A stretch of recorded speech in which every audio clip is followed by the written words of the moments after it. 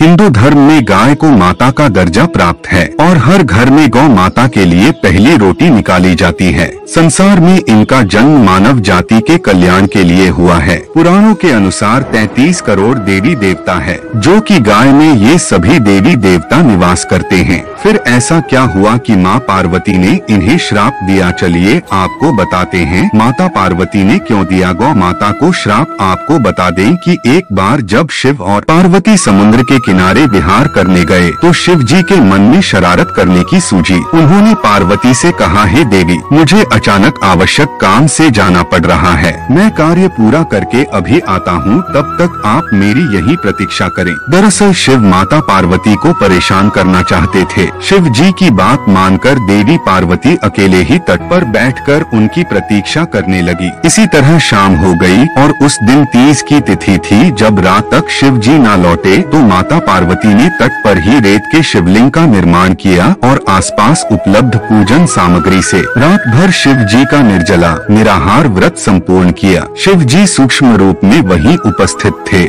और हर गतिविधि के साक्षी थे। सुबह होने पर पार्वती ने समुद्र में रेत के शिवलिंग और पूजन सामग्री का विसर्जन कर दिया। इसके थोड़ी ही देर बाद शिव जी प्रकट हो गए और बोलने लगे कि देवी पार्वती, आपने कल 30 की तिथि पर मेरी पूजा नहीं की। पार्वती जी ने कहा कि मैंने पूजा की है और अभी सामग्री विसर्जित की है। शिव जी अभी भी पार्वती के साथ और ठिठोली करना चाहते थे। उन्होंने कहा कि पार्वती, मुझे तो पूजा का कोई चिन्ह दिखाई नहीं दे रहा है, अगर आपने पूजा की है तो प्रमाण दीजिए। माँ पार्वती भी समझ चुकी थी कि भगवान शिव उन्हें जानबूझकर सता रहे हैं, क्योंकि जो जगत की हर घटना का साक्षी है उसे प्रमाण की क्या आवश्यकता है। देवी पार्वती भी इस हंसी मजाक का भरपूर आनंद ले रही थी। शिव जी की बात सुनकर माता पार्वती ने आसपास देखा, उन्हें एक गाय खड़ी दिखाई दी। उन्होंने शिव जी से कहा कि ये गाय मेरी साक्षी है, जब मैं पूजा कर रही थी ये गाय यहाँ उपस्थित थी। शिव जी ने गाय से पूछा कि क्या पार्वती ने पूजा की है? गाय ने ना में सिर हिला दिया। शिव जी ने कहा, पार्वती, आप असत्य कह रही हैं। गाय ने आपकी गवाही नहीं दी। शिव जी के सामने स्वयं का अकारण झूठा साबित होना पार्वती सहन नहीं कर पाई और क्रोध में आकर उन्होंने उसी वक्त गाय को श्राप दे दिया। क्या था वो श्राप? माता पार्वती ने श्राप देते हुए कहा